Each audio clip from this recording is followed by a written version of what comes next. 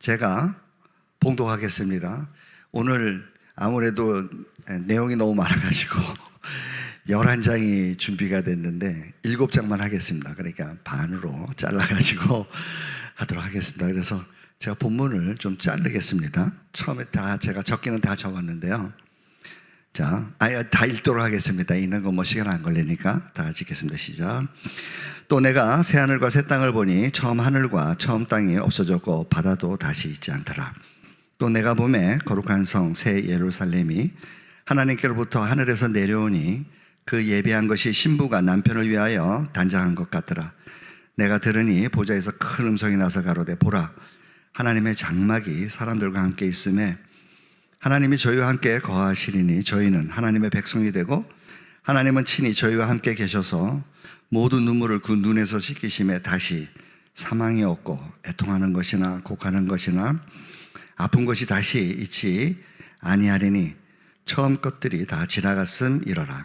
보좌에 계시니가 가라사대 보라 내가 만물을 새롭게 하노라 하시고 또 가라사대 이 말은 신실하고 참되니 기록하라 하시고 또 내게 말씀하시되 이루었도다 나는 알파와 오메가요 처음과 나중이라. 내가 생명수 샘물로 목마른 자에게 값없이 주리니 이기는 자는 이것들을 유업으로 얻으리라. 나는 저의 하나님이 되고 그는 내 아들이 되리라.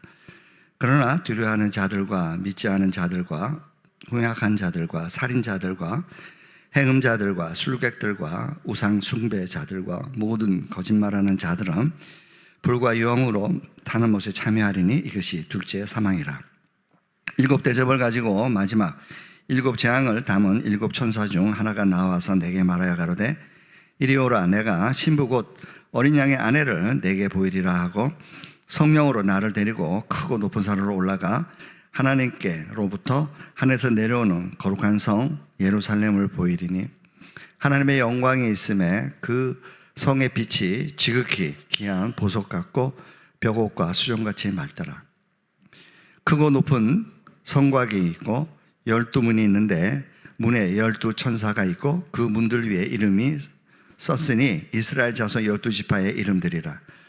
동편의 세 문, 북편의 세 문, 남편의 세 문, 서편의 세 문이니 그 성에 성곽은 12 기초석이 있고 그 위에 어린 양의 12사도의 12 이름이 있더라. 내게 말하는 자가 그 성과 그 문들과 성곽을 청량하려고 금 갈대를 가졌더라.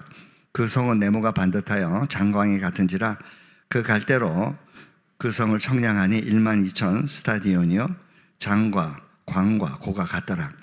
그 성곽을 청량함에 144 규빗이니 사람의 청량 곧 천사의 청량이라.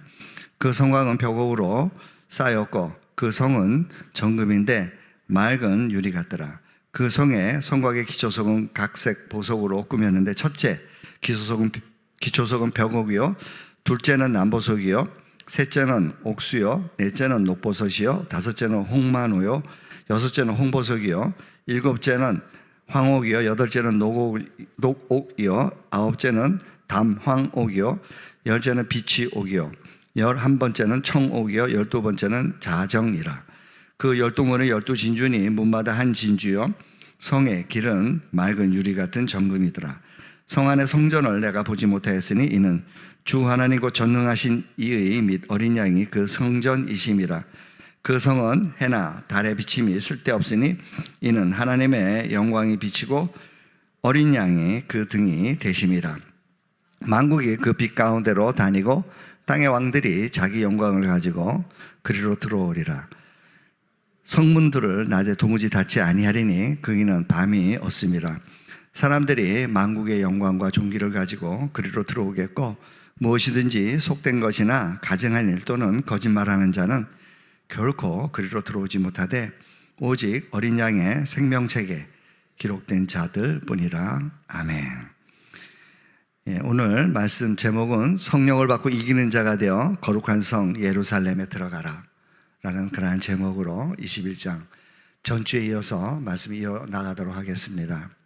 성령을 받고 이기는 자가 되어 거룩한 성 예루살렘에 들어가라. 우리가 21장에 읽어보니까 결국은 이 새 예루살렘 성에 들어가는 사람들은 성령을 받은 사람들이죠. 그리고 다 이기는 자들이에요. 그래서 그럼 사망 권세를 이긴 거죠. 예수님의 그 피값으로 우리가 승리를 한 것입니다.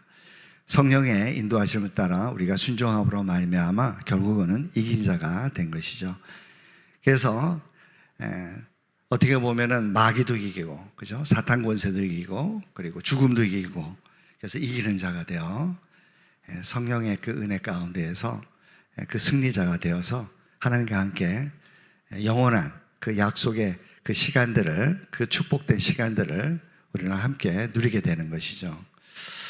근데 지난주에 이어서 이제 둘째 사망으로 들어가는 사람들이 있잖아요. 그래서 우리는 그 둘째 사망에 들어가는 사람들을 우리가 한번 살펴봤었어요. 그래서 봤더니 두려워하는 자들이 둘째 사망에 들어간다고 되어 있었죠. 그래서 하나님의 사랑을 알지 못하는 자들이죠. 그래서 어떻게 보면은 십자가의 도를 알지 못하는 자들이죠. 십자가에서 나타나신 그 하나님의 사랑, 그 사랑을 전혀 알지 못하는 자들, 늘 두려움 가운데에서 사단의 종로로 살 수밖에 없는, 사망의 종로로 밖에 할 수 없는 그런 자들은 결국에는 둘째 사망에 들어간다고 합니다. 뿐만 아니라 믿지 않은 자들도 또 둘째 사망에 들어가죠. 당연히 우리는 다 죽은 자로 태어나는 거죠. 그런데 믿음으로 말미암아 우리 죄가 사함 받는 거죠. 의롭다함을 받을 수가 있는 것이죠.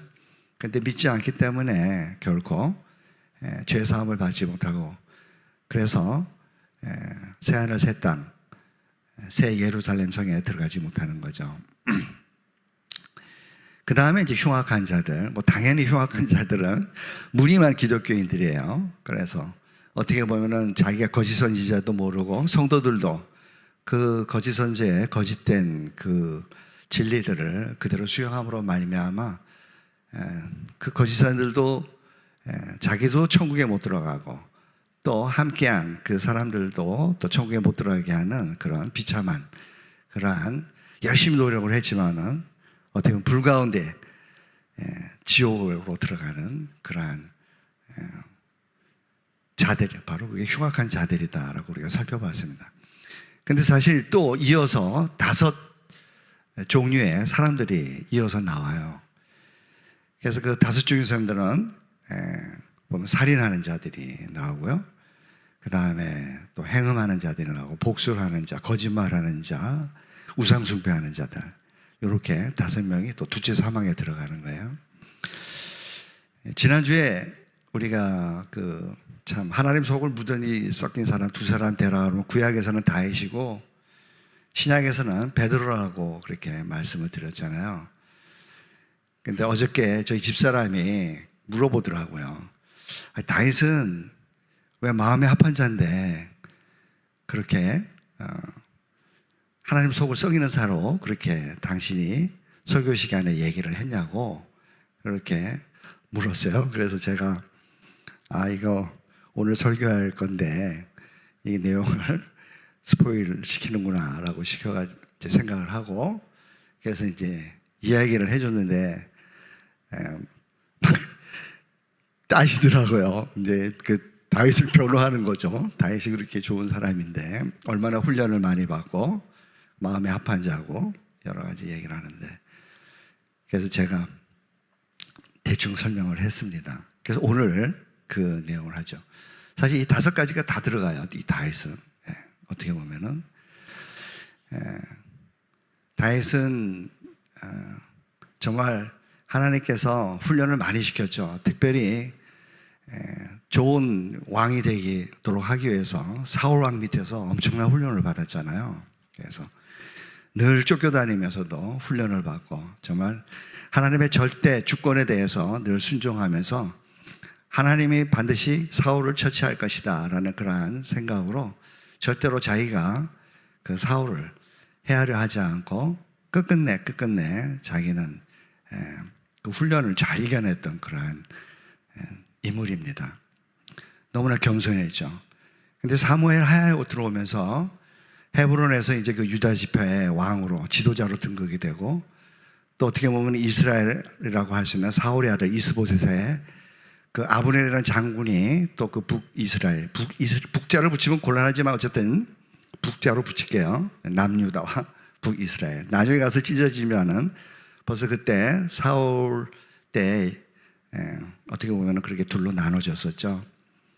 그래서 헤브론에서 그가 왕으로 추대를 받고, 그리고 북쪽에 있는 이스라엘에 내분이 생기기 시작했어요.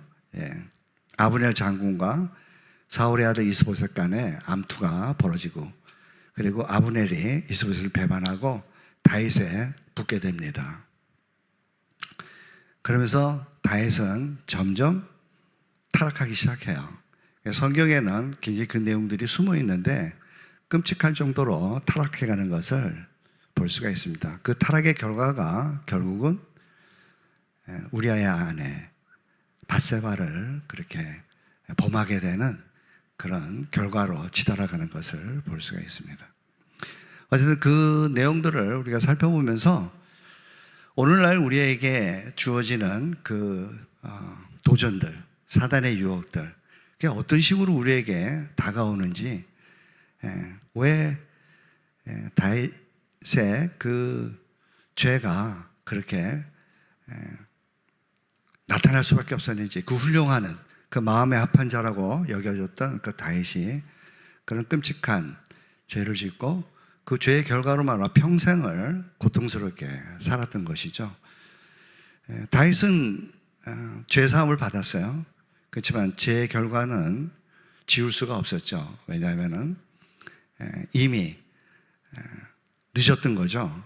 죄를 지을 때까지 이 5번의 죄를, 5가지 죄를 이어서 계속 지었거든요. 연결을 시켜서 처음에는 우상숭배로 했다가 그 다음에는 음행으로 들어갔죠. 말씀드린 대로 모든 성경은 우상숭배, 음행을 항상 붙어 다닌다고 말씀드렸어요. 그렇게 우리에게 알려주고 있습니다. 다윗이 우상숭배를 했을 때, 그 탐욕이 자신의 신으로 여겼을 때, 그리고 하나님을 싫어버린 바 된 적이 있었거든요. 그랬을 때 그는 음행의 그러한 그 죄의 유혹에 빠지게 되었고, 그 음행을 감추기 위해서 거짓말을 하기 시작했죠. 그리고 술수를 만듭니다. 그래서 그 자신이 만들어냈던 그 죄의 씨앗인 그 밧세바의 잉태를 우리아의 아이로 속이려고 우리아를 불러들이는 그런 술수를 범하기까지 하죠. 그게 결국 실패를 하자 살인으로 이어지게 되죠. 그러한 모든 과정들, 그 거짓말을 하면서 사는 그 과정을 통해 가지고 다윗은 점점 깊은 수렁으로 빠질 수밖에 없었던 것이죠. 그래서 우리는 오늘 이 다윗의 예를 통해 가지고 그 5가지 죄가 어떻게 다윗에게 적용이 됐고 그 죄의 수렁에 빠졌는지 그것을 우리가 살펴볼 거고요. 그 다음에 두 번째로는 그 천국에서 보면은 새 예루살렘에 보면은 하나님의 영광이 가득 차 있다라고 하잖아요. 근데 거기 들어온 모든 자들도 다 영화됐으니까 당연히 그들의 영광이 가득 차 있는 것이에요. 그래서 우리가 에베소서에 보면은 그 영광의 풍성함이 그리고 그 하나님의 능력이 지극히 그 크심이 어떻게 우리에게 나타나는지 그것을 우리가 또 한번 살펴보도록 하겠습니다. 그 다음에 세 번째로는 이기는 자가 되어야 되는 거죠. 그래서 사실 이기는 자가 된 자들만이 지금 새하늘 새 땅, 거룩한 성, 새 예루살렘에 입성할 수 있는 것이죠. 그래서 그 이기는 자는 이미 요한계시록 2장 3장에서 계속 성령이 교회에게 말하는 것을 들을지어다, 기 있는 자는 들을지어다 그러면서 7교회에다가 계속 똑같은 이기는 자는 무엇을 얻을 것이다 그렇게 하고, 너희가 회개하지 않으면 어떤 그런 고통을 당할 것이다 그렇게 소아시아 7교회 얘기를 했거든요. 그래서 실제로 이제 이 새하늘 새 땅 거룩한 성 새 예루살렘 성에 들어와 있는 이 사람들은 다 이긴 자들이란 말이에요. 그러니까 우리가 다시 한번 이기는 자들, 그 7교회에 말한 그 이기는 자들이 어떤 사람들이었는지, 그리고 특별히 성령께서 뭘 회개하라고 하신 건지 그것을 오늘날 우리에게 적용시켜보는 그런 시간을 갖도록 하는데요. 요 이기는 자 부분은 다음 주에 하겠습니다. 별도로 여러 번 한 것 같은데요. 그래도 해야 될 것 같아요. 왜냐하면 저희도 말씀드렸지만은 죄 부분을 제가 너무 가볍게 늘 말씀을 전하면서 지나온 것 같아가지고 아주 통 안에 회 안에 눈물을 흘리고 고통스러워했기 때문에 그런 실수를 이제는 두 번 다시 범하지 않으려고 차근차근 꼼꼼히 성도님들에게 이 내용들을 잘 전해서 결코 무너지지 않는, 그래서 이기는 자가 되어서 이 땅 가운데 마음껏 정말 그 새 언약의 약속을 받은 그대로 신뢰하고 믿으면서 예수님이 베드로에게 말한 것처럼 너 나 사랑하니? 그 정도 사랑이라도 난 널 밀어. 나는 너를 목숨을 다하고 마음을 다하고 뜻을 다하고 힘을 다하여 너를 사랑한단다 라는 그 사랑의 약속을 우리가 확인하는 그런 과정을 거쳐야 할 것 같습니다. 그래서 첫 번째로 다윗의 내용을 우리가 살펴보겠어요. 18절 읽겠습니다. 다시 읽겠습니다. 둘째 사망에 들어가는 자들, 우리가 말씀대로 두려워하는 자, 그 다음에 믿지 않는 자, 그 다음에 흉악한 자 했잖아요. 그 다음에 살인자부터 나오죠. 자, 계시록 21장 8절입니다. 시작. 그러나 두려워하는 자들과 믿지 않은 자들과 흉악한 자들과 살인자들과 행음자들과 술객들과 우상 숭배자들과 모든 거짓말하는 자들은 불과 유황으로 타는 못에 참여하리니 이것이 둘째 사망이라. 그래서 제가 이제 다윗의 예를 들겠습니다. 다윗이 점점 이제 그 말씀드린 대로 북이스라엘과 남유다, 헤브론과 그 이스보셋의 그 나라가 망하면서 이제 합쳐졌잖아요. 그래서 나라가 아주 왕성해집니다. 뭐 주변에 있는 모든 아람까지도, 즉 다메섹까지도 영토가 넓어져 가지고 아람 사람들이 다윗에게 눈치를 볼 정도였으니까 그 주변에 있는 모든 국가들은 전부 다 어떻게 보면은 다윗의 통치하에 들어와 있는 그런 상태에서 이제 부하 요압이 지금 전쟁터에 나가 있는 동안 다윗은 혼자 궁궐에서 옥상에서 이리저리 다니다가 목욕하는 여자를 보게 되죠. 바로 밧세바였습니다. 그 대목을 우리가 한번 살펴보도록 하겠습니다. 사무엘하 11장 2절, 3절, 4절입니다. 다시 시작. 저녁 때 다윗이 그 침상에서 일어나 왕궁 지붕 위에서 거닐다가 그곳에서 보니 한 여인이 목욕을 하는데 심히 아름다워 보이는지라 다윗이 보내어 그 여인을 알아보게 하였더니 고하되 그는 엘리암의 딸이요 햇사람 우리아의 아내 밧세바가 아니니까 다윗이 사자를 보내어 저를 자기에게로 데려오게 하고 저가 그 부정함을 깨끗게 하였으므로 더불어 동침하며 저가 자기 집으로 돌아가니라. 지금 사실 육안으로 보이는 거리니까 어떻게 보면은 다윗도 그 여인을 봤으면은 그 여인도 다윗을 볼 수 있는 그런 거리였죠. 그걸 우리가 기본적으로 알고 있어야 될 것 같아요. 제가 집사람에게도 이 내용을 하면서 밧세바가 좀 수상하지 않냐 라면서 얘기를 했는데 펄쩍 뛰더라고요. 그게 말이 가당치나 한 거냐고, 왜 밧세바 책임이냐고. 다윗의 전적인 적극적이고 그 음욕에 불탔기 때문에 모든 책임이 다윗에게 있어야지 왜 밧세바에게 있냐고 그렇게 이야기를 했는데요. 사실 책임이 있어요. 왜냐하면 그 힌트가 앞에 나와 있어요. 그 내용을 우리가 보려고 그러면은 어쨌든 간에 지금 이 내용, 우리가 읽었던 그 내용 중에서도 다윗이 자신감이 있었어요. 우리아나 밧세바라 그러니까 사실은 그 종이 얘기했을 때는 유부녀입니다. 정신 차리세요, 왕. 이런 식으로 아마 얘기했을 수도 있겠어요. 그리고 당신 부하네요. 지금 우리아는 지금 전쟁터에 나가 있어요. 근데 당신이 지금 무슨 생각을 하시는 거예요? 그런 걱정되는 투로 그 여인의 정체를 알렸었죠. 그런데 다윗은 오히려 자신감을 얻었어요. 누구라는 이야기를 듣고. 그래서 불러들인 거죠. 그리고 아주 순조롭게 그들은 뜨거운 하룻밤을 보내게 된 것입니다. 사실 이 내용을 이렇게 부드럽게 그들이 마음의 욕심대로 할 수 있었던 것은 눈치챈 사람이 있었어요.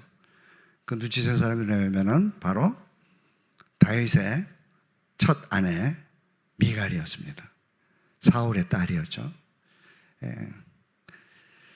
성경에 보면은 사무엘 하에 보면은 다윗은 미갈을 달라고 아브넬에게 부탁을 해요. 그래서 만약에 미갈을 데려오지 않으면은 네가 지금 음모를 꾸리는 이스보셋의 정권을 무너뜨리고 나와 연합해서 이렇게 나라를 세워가는 그 과정에 있어서 첫 번째 조건은 내 아내 미갈을 돌려보내는 거다라고 그렇게 요구를 하죠. 그리고 그 일을 아브넬은 꾸며놓고 공식적으로는 다윗이 이스보셋에게 요구를 합니다. 내 아내 미갈을 돌려다오. 이렇게 하니까 아주 순조롭게 미갈이 다윗의 품으로 돌아왔죠. 그때 미갈이 눈치를 채는 날이 있었어요. 그날이 언제였냐면 바로 다윗이 춤을 추는 날이었어요. 거의 벌거벗은 상태로 바지춤이 다 내려가는 드러나는 상태로 춤을 추던 그때 미갈이 그 광경을 보면서 다윗에게 이야기를 하죠.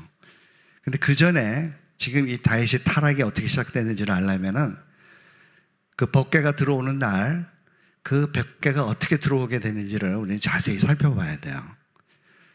법궤가 실질적으로 다윗은 점점 나라가 왕성해지고 통일 왕국을 이뤘기 때문에 그는 뭔가 과시하는 게 필요했어요. 그래서 3만 명의 고르고 고른 병사들을 보내가지고 그 법궤를 가져오도록 그렇게 자신의 세를 과시하려고 했던 것이죠. 성경에는 그게 안 나오지만은 우리는 짐작할 수 있어요. 왜냐하면 지금 다윗이 그때부터 타락했기 때문에 그래요. 즉 나라가 왕성해지면서 선줄로 생각하다 넘어진 줄로 두려워하라 라고 했는데 다윗은 그 교훈을 잃어버리고 점점 하나님처럼 돼가는 육신의 정욕, 안목의 정욕, 이생의 자랑의 사람으로 되었던 것을 알 수가 있습니다. 법궤를 가지고 오라고 그 3만 명의 신하들을 보냈는데 그것을 갖고 오다가 웃사라는 사람이 손을 대가지고 갑자기 그 수레에다가 그 법궤를 실어 오는데 소들이 뛰는 바람에 법궤가 땅에 떨어지는 것을 웃사가 손으로 만지게 됩니다. 그랬더니 웃사가 죽게 되죠.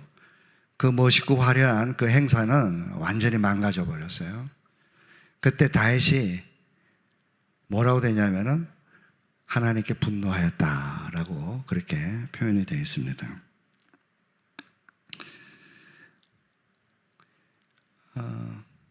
그리고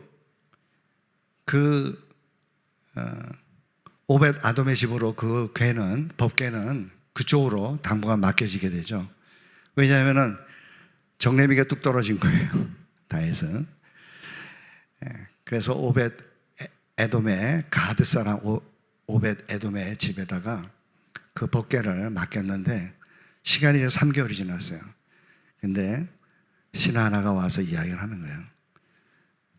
다윗 왕이요, 오벳 에돔의 집이 지금 오벳 에돔뿐만 아니라 그 집의 소유물이 난리가 났습니다. 하나님이 축복하셔가지고 엄청난 부자가 됐습니다 라는 그 소리를 듣죠.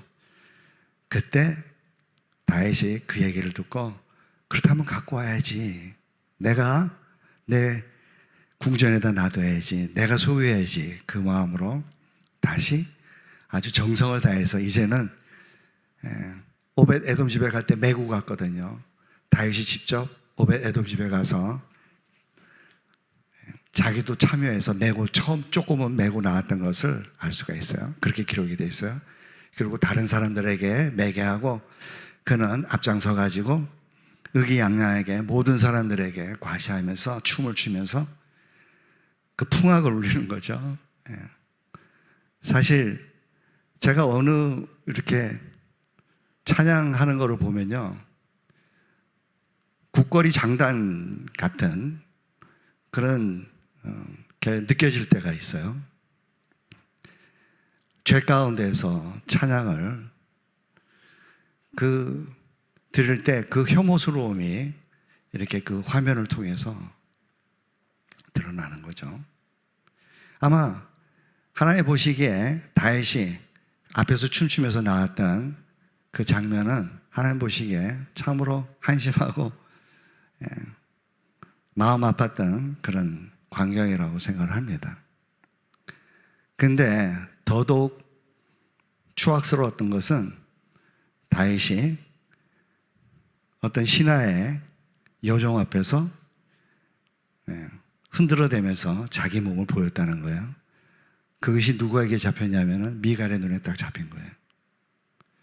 그리고 나중에 미갈이 다윗을 다구칩니다.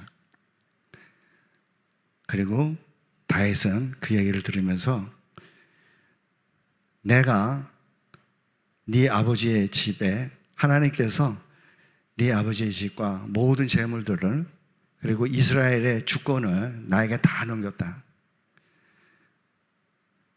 그런데 네가 나를 그렇게 폄하하고 그게 낮은 자로 취급한다 그래도 네가 말한 그 여자, 그 여종은 나를 높일 것이다 라고 얘기를 하죠. 그 중에 한 명이 바로 우리아의 아내 바세바였던 것이죠. 그 장면을 한번 보도록 하겠습니다. 사무엘하 6장 16절입니다. 다시 읽을까요? 시작. 여호와의 개가 다윗성으로 돌아올 때 사울의 딸 미갈이 창으로 내다보다가 다윗 왕이 여호와 앞에서 뛰놀며 춤추는 것을 보고 심중에 저를 업신 여기니라. 다윗이 자기의 가족에게 축복으로 돌아오매 사울의 딸 미갈이 나와서 다윗을 맞으며 가로되 이스라엘 왕이 오늘날 어떻게 영화로우신지 그 방탕한 자가 염치 없이 자기의 몸을 드러내는 것처럼 오늘날 그 신복의 계집종의 눈 앞에서 몸을 드러내셨도다. 여기 보면 그 신하라고 나와 있어요. 사실 그 계집종이 여기서 말할 때 바세바를 지칭하는지 아닌지는 분명하지 않아요. 왜냐하면 복수로 나오기 때문에.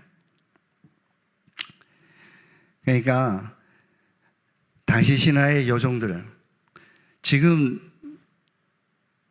다윗이 헤브론에서 몇 명의 아내를 거느리냐면 6명을 거느렸어요.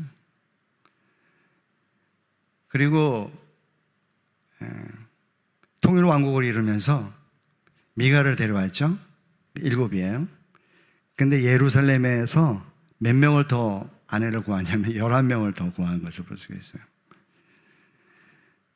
그러니까 그가 얼마나 다윗이 신명기에 나와 있는 대로 왕은 반드시 3가지를 조심해야 되죠.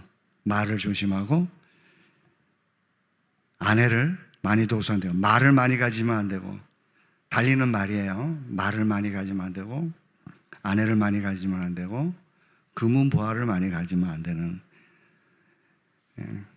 왕의 자격 조건이었어요. 근데 그것을 점점 다윗은 잊어버리고 점점 자신의 정욕을 한도 끝도 없는 그 정욕을 마음껏 충족시키기 위해서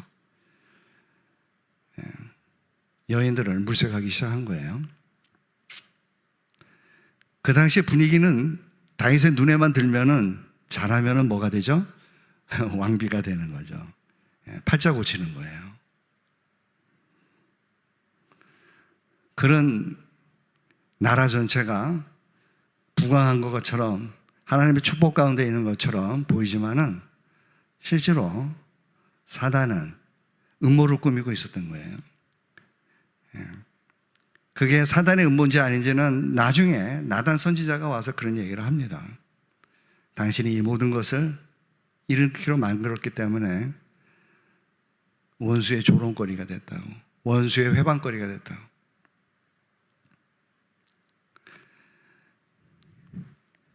그 상태에서 다윗은 아까 말씀드린 대로 이 얘기가 끝나자마자 이 미갈이 이 얘기를 하니까 여종의 몸에서 눈앞에서 몸을 드러내셨도다. 그러니까 다윗의 본심이 드러나죠.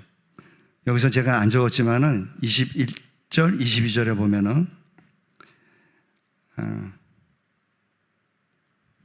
그런 이야기를 합니다. 내 아비와 온 집을 하나님께서 깨뜨리시고 나를 택하사 이스라엘 주권자로 삼으셨으니 내가 여호와 앞에서 마음껏 뛰놀리라, 마음껏 춤추겠다, 그렇게 얘기를 해요. 많은 사람들이, 특별히 찬양하는 사람들은 다윗의 이런 모습을 그 찬양자의 하나의 모습으로 생각을 해요. 네,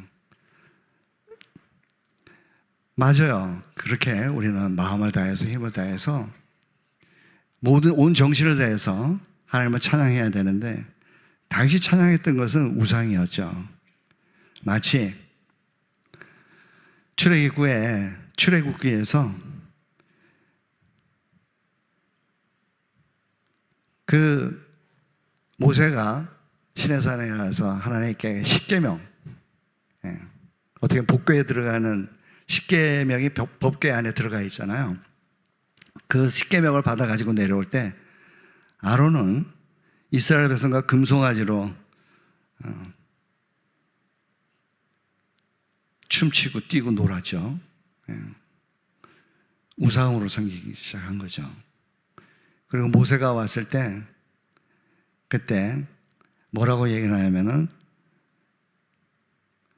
아론 네가, 형이죠, 아론 네가 이스라엘 백성들을 방자하게 만들어서 원수의 조롱거리가 되게 만들었다. 그러면서 몇 명이 희생되죠? 3,000명이 희생이 되는 것을 볼 수가 있어요. 우리가 많은 경우에 이 죄, 하나님에 대한 어떤 그 속성을 사랑에만 너무 치우치는 것 같아요. 하나님의 영광이라고 할 때 늘 말대로 사랑과 은혜, 우리가 그 두 개를 맞춰가지고 그냥 자비로 얘기할 수 있는데요. 그것뿐만 아니라 그 영광에는 반드시 공의가 포함되어 있어요. 그 영광의 이름이잖아요. 여호와라는 이름이. 이름이 뭐냐고 물었을 때 그 이름에 대한 성격에 대한 설명을 영광에 보여달라고 했을 때 설명을 하셨거든요. 하나님께서. 공의를 너무 우리 성도들이 우습게 여기는 경향이 있어요. 그러니까 사단이 갖고 놀기가 좋은 거예요. 특별히 교회 안에서. 이 세상이야. 그렇지만은 잘 드러나지도 않는데 교회 안에서는 사단이 너무 갖고 놀기가 좋은 거죠. 그 공의, 하나님은 무서운 분이라는 걸 알 수 있어요. 우리가 뭐 다음 주에도 살펴보겠지만은 노아의 홍수 때 8명만 빼고 모든 인류가 다 죽어요. 뭐 한번 간음했다고 13만 5천 명이 죽잖아요. 그죠? 아수르 같은 거 하나님 모욕했다고 18만 5천 명이 죽게 되죠. 하나님께서는 절대로 자신에게 도전하는 그런 죄에 대해서는 가차없이 용서하지 않고 반드시 심판을 하시는 것을 볼 수가 있어요. 하나님의 공의라는 속성과 사랑이라는 속성이 절대적으로 100%인 거죠. 단 믿는 자들에게는 사랑이 100%인 거죠.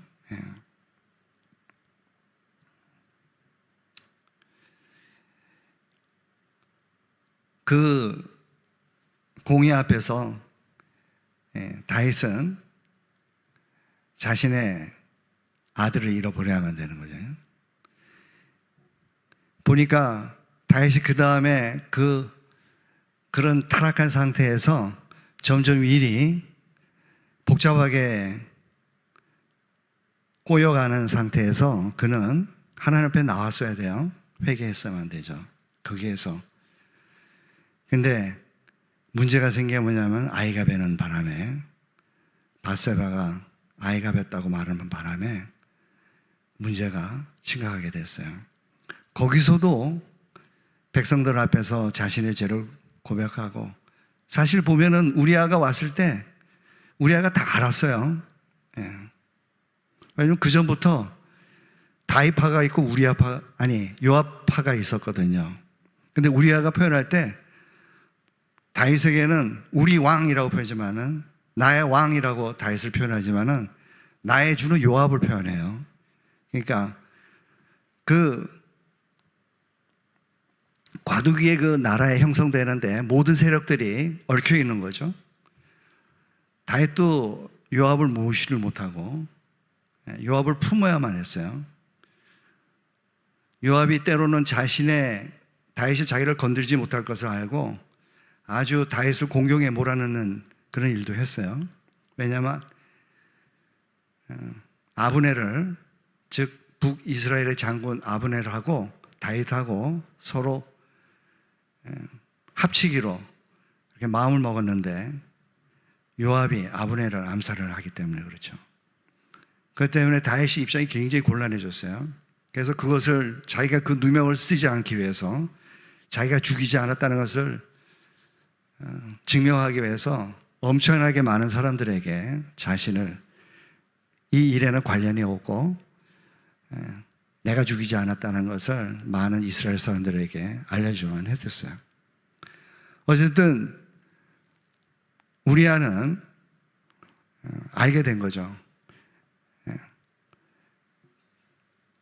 왜냐하면 다윗이 불렀어요. 아마 요압이 전쟁터에서 우리아를 데리고 간다고 불렀을 때, 다윗이 불렀을 때 이상하게 생각했어요.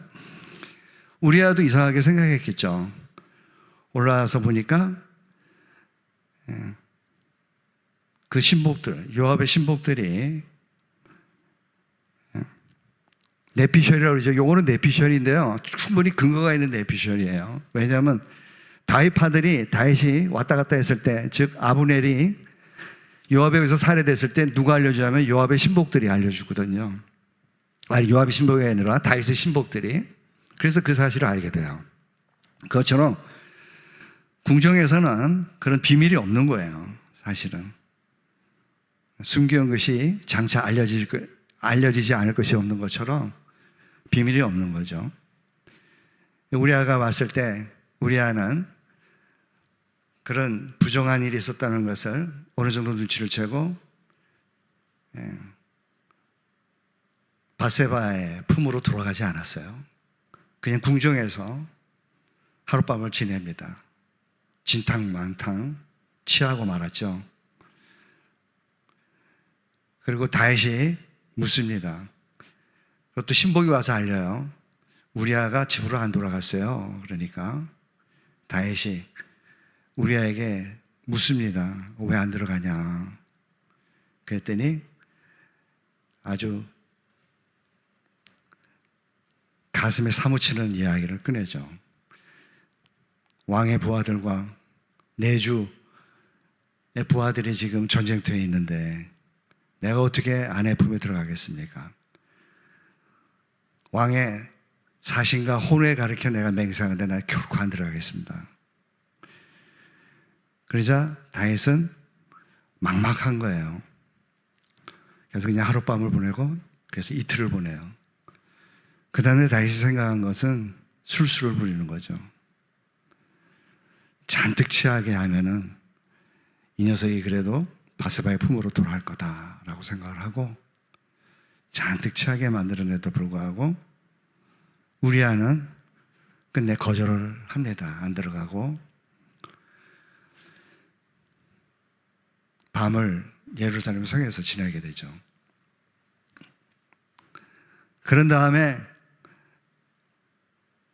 다윗은 편지를 씁니다. 그 편지 내용이 뭐냐면은 우리아를 죽이라는 거였어요. 적군의 성 근처에 가서 내버리고 와라. 그래서 우리아를 죽여라. 그 편지를 우리아의 손에 들려보내는 거예요. 그리고 우리아가 그 편지를 들고 요압에게 갔을 때 요압은 모든 것을 알게 됐죠. 근데 요압도 참 기가 막힌 사람이에요. 이참에 눈에 가시 같던 다윗의 신복 5명을 플러스 해가지고 우리아까지 합쳐서 6명을 제거해버리는, 참 무섭죠. 성경 읽어보면 이렇게 무서워요, 진짜. 설렁설렁 보면은 이런 게 하나도 안 들어오는데 자세히 보면은. 사실 요압은 그전부터 이 짓을 많이 했어요. 이스보셋 장군 아브넬하고, 아브넬도 이스보셋에 충성하는 그런 신하가 있잖아요. 신복. 또 요압도 눈에 가시 같은 다윗만 충성하는, 그래서 늘 견제의 대상은 자신의 모든 행동 거지를 다 보고하는 다윗의 신복들이 항상 눈에 가시 같은 거죠. 아브넬하고 요압이 전쟁터에서 부닥치게 되잖아요. 그러면은 뭐 우리 싸울 필요 없이 너가 미워하는 놈은 10명, 내가 보기 싫은 놈은 10명, 둘이 우리 장난거리 만들자, 게임 만들자 그래가지고 서로 머리 잡고 찌르게 하는 거예요. 성경에 다 나와 있어요. 그렇게 해서 제거를 하고 그 다음에 전쟁 게임을 하는 거예요. 그때 옛날로 돌아가서 그 얘기를 하면은 왜 요압하고 아브넬하고 원수가 되냐면은 요압의 형제가 3명이에요. 요압 밑에 아비새가 있었고 아브넬이 있었어요. 아니, 아브넬에는 아사헬이 있었어요. 아사헬. 그렇게 3형제가 있었는데 아사헬이 막내였는데 게임을 그렇게 해서 적당하게 하고 대충 돌아가면 되는 거거든요, 서로. 근데 이 아사헬이 요압의 막내 동생이 끝끝내 쫓아오는 거예요, 아브넬을.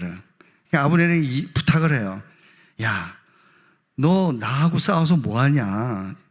그냥 병사 하나, 내 병사 하나 데리고 가서 걔 죽이고 옷이나 갖고 가라.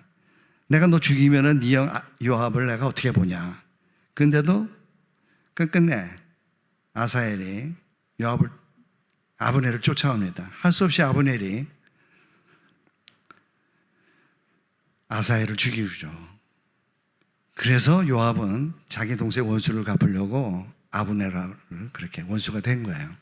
어쨌든 그게 중요한 게 아니라 지금 이스라엘에는 어떻게 보면은 그 엄청난 불의와 살인과 거짓말과 술수와 나라와 권세라는 그 우상숭배, 하나님처럼 되려고 하는 자들의 투기장이 된 거예요. 쟁탈권이 일어난 상태에서 이 일이 벌어졌던 것을 알 수가 있습니다.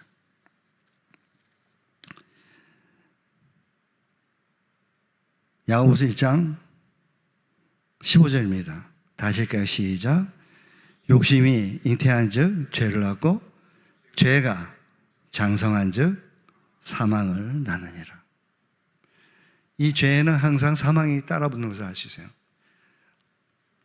저는 어느 죄를 이렇게 겪게 되면은 저 죄 뒤에 반드시 사망이 있겠구나. 그거를 왜냐하면 하나님께서 항상 그렇게 이 일대로 말씀대로 처리하시니까 그걸 늘 경험을 하고, 말씀이 일단 진리이지만은 이 진리가 실제적으로 내 삶 가운데 여러 번 경험이 됐었어요. 하나님은 항상 참다가 또 참고 기회를 주고 기회를 줬는데도 여전히 그 죄 가운데에서 헤어나오지 못하면은 고통을 줘서 심판을 통해서 깨닫게 하죠. 무서운 하나님이라는 걸 저는 알기 때문에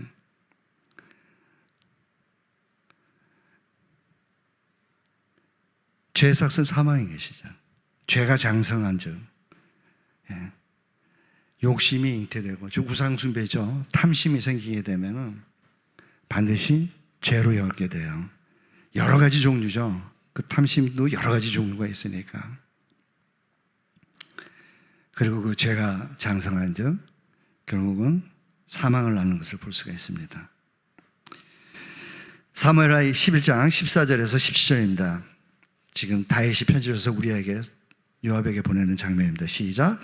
아침이 되매 다윗이 편지를 써서 우리아의 손에 붙여 요압에게 보내니 그 편지에 써서 이르기를 너희가 우리아를 맹력히 싸움에 앞세워두고 너희는 뒤로 물러가서 저로 맞아 죽게 하라 하였더라.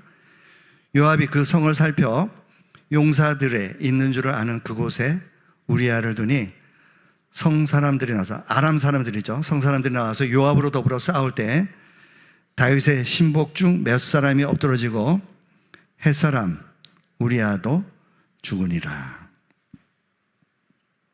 사무엘하 11장 25절입니다. 시작. 다윗이 사자에게 이르되 너는 요압에게 이같이 말하기를 이 일로 걱정하지 말라. 칼은 이 사람이나 저 사람이나 죽이니라. 그 성을 향하여 더욱 힘써 싸워 함락시키라 하여 너는 저를 담대케 하라 하니라. 이 내용이 어떤 내용이냐면요, 그렇게 다윗의 신복 5명 플러스 해가지고 우리아를 제거한 다음에 전령을 보냅니다. 그러면서 요압이 신신당부를 하죠. 분명히 신복 5명이 죽은 것에 대해서 문제를 제기할 거다. 왕이 노발대화를 할 때 넌 반드시 이 말을 해라. 우리아도 함께 죽었습니다 라는 얘기를 꼭 해라. 그 전령이 그대로 가서 이야기를 하니까 아니라다 노발대화를 하죠. 그때 그 전령이 요압이 시킨 대로 그대로 얘기합니다. 우리아도 죽었습니다. 그러자 다윗이 알아차린 거예요. 이 자식이 나의 약점을 파고드는구나. 그래, 낸들 어쩌겠냐. 너는 너대로 나는 나대로 사는 데까지 살아봐야지. 그러면서 한 말이에요.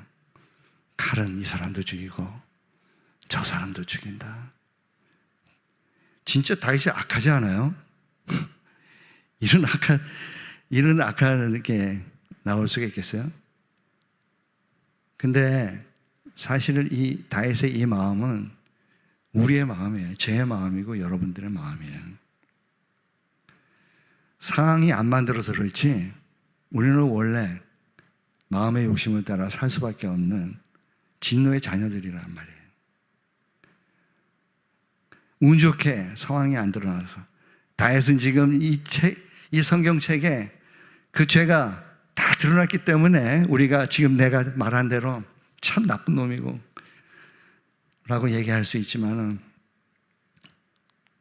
우리 모두가 똑같다는 거죠. 우리의 죄도 기록 안 됐을 뿐이지 우리 마음에 우리가 기억하고 있는 그 많은 죄들이 얼마나 우리의 마음을 아프게 하고 괴롭게 하고 힘들게 했는지를 우리는 다 경험했습니다.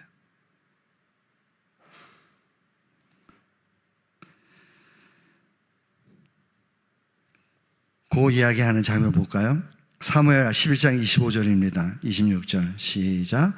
다윗이 사자에게 이르되 너는 요압에게 이같이 말하기를 이 일로 걱정하지 말라. 칼은 이 사람이나 저 사람이나 죽이느니라. 그 성을 향하여 더욱 힘써 싸워 함락시키라 하여 너는 저를 담대케 하라 하니라. 우리아의 처가 그 남편 우리아의 죽었음을 듣고 호곡하니라.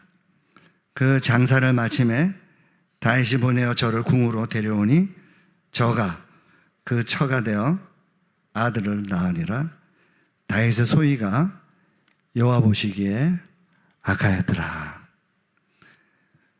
그래서 하나님께서는 이 죄가 차고 찰 때까지 기다리셨다가 얼마든지 여러 번 다윗이 회개할 때가 있었어요. 그때 나단을 보냈으면 좋으련만 하나님께서는 그렇게 안 하시고 그 죄가 찰 때까지 기다리셨다가 나단을 보내죠.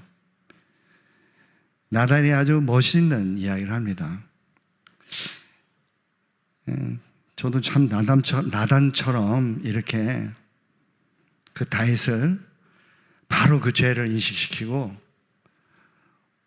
회개 자리로 나오게 만드는 그런 참 지혜로운 종이 됐으면은, 그런 하나님의 사람이 됐으면 얼마나 좋을까 생각을 합니다. 늘 아내에게 제가 아내가 뭔 얘기를 하면은 늘 제가 그 마음을 받아들여야 되거든요. 얼마나 힘든 상황인지.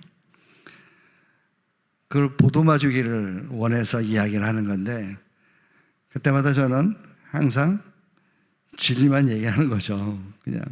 예. 그러니까 그 진리가 들어갈 리가 없죠. 근데 나단은 너무나 지혜롭게 다윗이 정말로 듣자마자 나구나, 죽일 놈이 바로 나구나, 내가 하나님 앞에 범죄했구나, 이제서야 내가 정말 하나님 앞에 큰 죄인이구나 하면서 깨닫고 고백을 하면서 내가 하나님께 범죄하였나이다 라고 고백을 합니다. 다 같이 읽을까요? 시작. 사무엘하 12장 13절입니다. 시작. 다윗이 나단에게 이르되 내가 여호와께 죄를 범하였노라 하매 나단이 다윗에게 대답하되 여호와께서도 당신의 죄를 사하셨나니 당신이 죽지 아니하려니와 이 일로 인하여 여호와의 원수로 크게 회방할 거리를 알게 하였으니 당신의 낳은 아이가 정녕 죽으리다 하고. 항상 죄의 삭은 사망으로 끝나는 것을 볼 수가 있어요. 우리가 때로는 죄를 범해도 우리가 고백만 하면은 그 죄가 용서받고 깨끗이 눈처럼 없어지는 경우도 있어요. 그렇지만 어떤 죄는 회개할 기회를 줬는데도 2번, 3번, 4번 계속 반복되는 그 죄가 더욱더 깊은 죄로 연결이 될 때는 하나님께서 반드시 사망으로 보응하시는 걸 볼 수가 있어요. 하나님 공의의 심판을 하지 않으면 하나님 사랑이 없는 거나 마찬가지잖아요. 사랑이 증명이 되려면은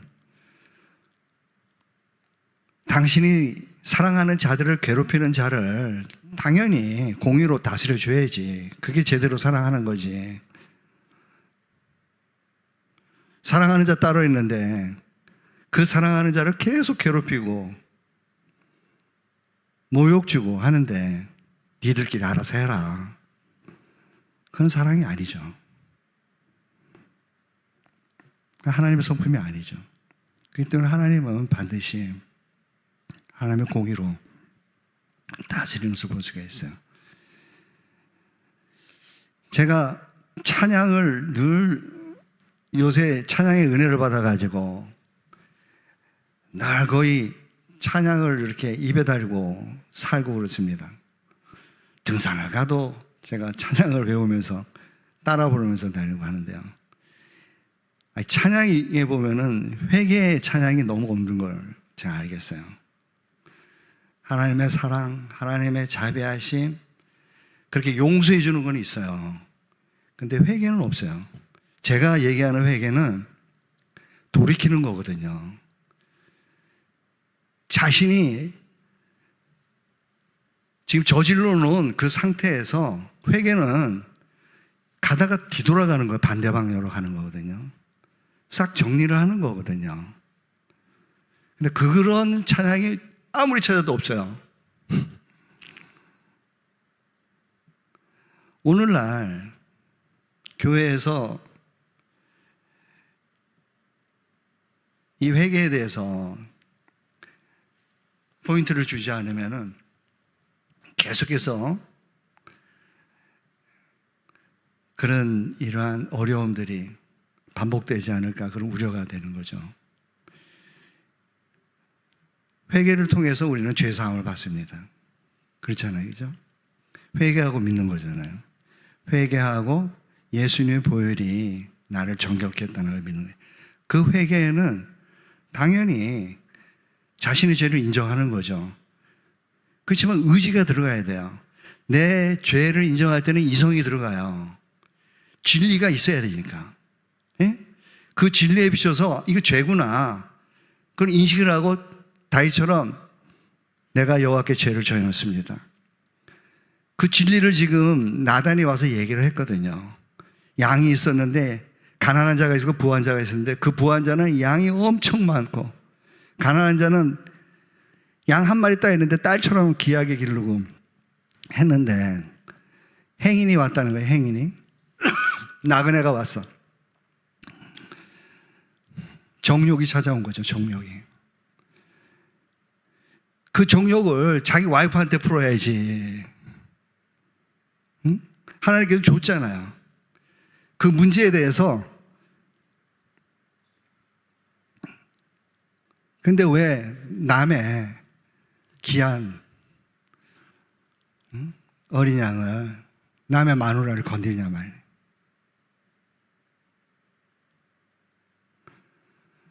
돌아서야 되는 거죠. 당연히. 감정적으로도 의지적으로도 나타나야 되는 거예요.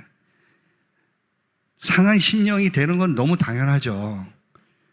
상한 심령을 갖고 돼요? 세상 근심이 될 수 있어요. 상한 심령은 근심으로 끝난단 말이에요. 고린도후서 7장에 그렇게 되어 있어요. 세상 근심은 사망으로 가는 거고 후회할 것이 없는 하나님께서 기뻐하시는 그 회개는 그 근심은 회개로 인도하는 거라고. 그 회개는 돌아서야 되는 거예요. 그 모든 일을 다 놔야 되는 거예요. 두 번 다시 기회를 갖지 않는 거죠.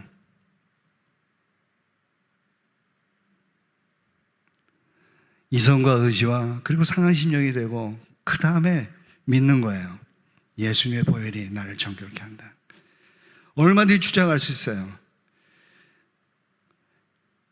시편 51편을 보면요, 다윗이 이 밧세바와 이 사건을 통해서 이렇게 망가진 상태에서 나단 선지가 와서 당신이 바로 그 사람이요 라고 얘기했을 때 그때 바로 직후에 쓴 글이거든요. 그에 보면은 그 상한 심령을 포문하면서 하나님께서 내 죄를 용서해 주실 확신을 가지고 있다는 것을 구원의 하나님이여, 구원의 여호와여 이렇게 부르시는 걸 볼 수가 있어요.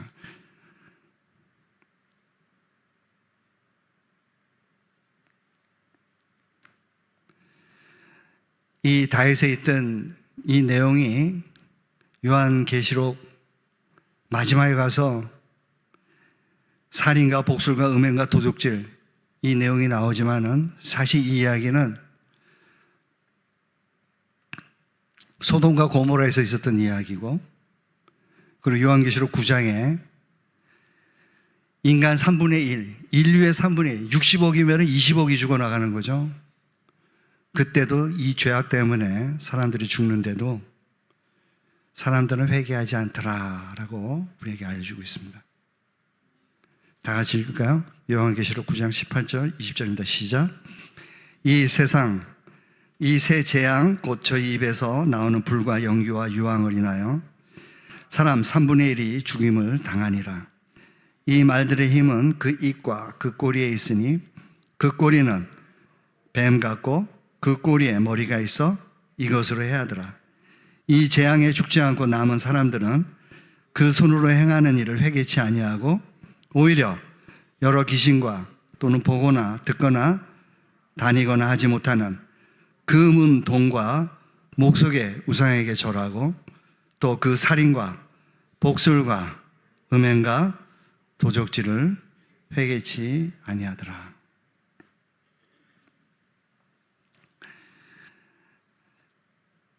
요한계시록에 나와 있는 22장에 나와 있는 그 내용과 9장에 나와 있는 요 나머지 살인과 복술과 음행과 도둑질 회개치 아니하더라.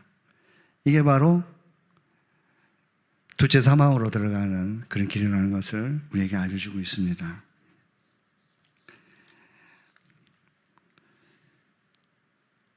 교회를 향해서 주님은